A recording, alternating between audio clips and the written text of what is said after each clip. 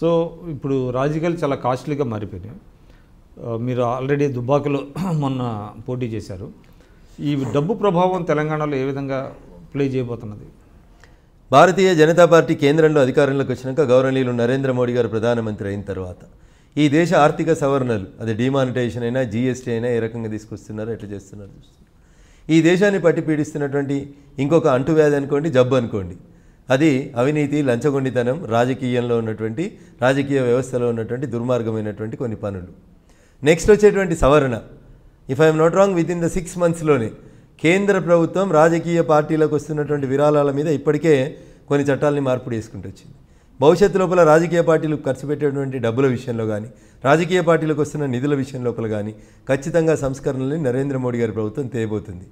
ఎన్నికలలో డబ్బు ప్రభావాన్ని తగ్గించాలని మేము కోరుకుంటున్నాం. క్రిమినల్స్ రాజకీయ రంగ ప్రవేశాన్ని అరికట్టాలని చెప్పి మేము కోరుకుంటా ఉన్నాం. ఆ దిశగా ఎన్నికల సంస్కరణని బీజేపీ తీసుకొస్తుంది.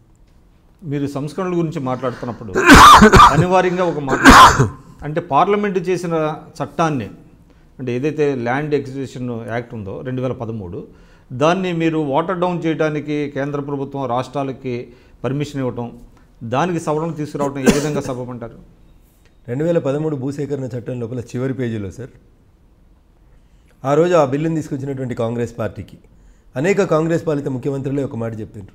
2013 భూసేకరణ చట్టాన్ని యాజ్ ఇట్ ఈజ్గా అమలు చేయాలంటే ఈ దేశంలో ఒక్క గజం కూడా భూసేకరణ చేయడానికి వీలు కాదు.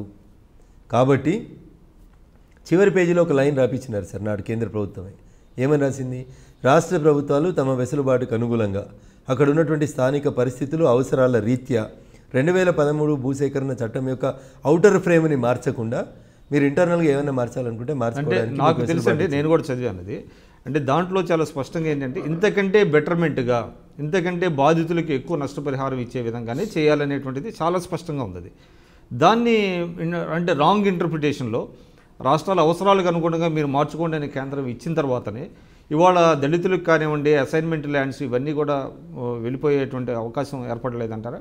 ఇప్పుడు ఆ బిల్లు తీసుకొచ్చిన రోజు అధికారంలో ఉంది కాంగ్రెస్ పార్టీ. ఆ బిల్లు డ్రాఫ్ట్ చేసింది ఆక్స్ఫర్డ్లలో, కేంబ్రిడ్జ్లలో చదివినటువంటి మేధావులు.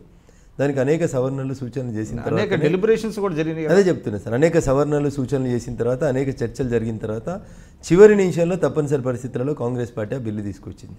నాడు ఎన్డీఏగా మేము అధికారంలో లేకపోయినప్పటికీ ప్రతిపక్ష పార్టీగా మద్దతు ఇచ్చినటువంటి మాట వాస్తవం. కానీ నేను మళ్ళీ ఇందాక మీరు చెప్పినట్టు దాని స్పిరిట్ని ఎవరు మార్చమని అడుగుతలేరు. ప్రజల అవసరాలకి ఆ చట్టం ఎక్కడైతే ఇబ్బంది కలిగిస్తూ ఉందో ఇంకా దాన్ని బెటర్మెంట్ చేయాలని అనుకునే రీతి లోపల చట్టాలని మార్చమనేటువంటి లైన్ రాసినాం సార్. ఇంటర్ప్రిటేషన్ ఆఫ్ ద యాక్ట్కి వచ్చేసరికి ఏ రాష్ట్ర ప్రభుత్వం తనకు అనుకూలంగా దాన్ని ఇంటర్ప్రిట్ చేస్తూ మారుస్తున్నటువంటి మాట కూడా వాస్తవం. మరి భూసేకరణ జరగకపోతే ప్రాజెక్టులు రావు, ఇండ్లు రావు, రోడ్లు రావు, నేషనల్ హైవేస్ ఉండవు. కాబట్టి చాలా ఇబ్బందులు అనేవి వస్తూ ఉన్నాయి.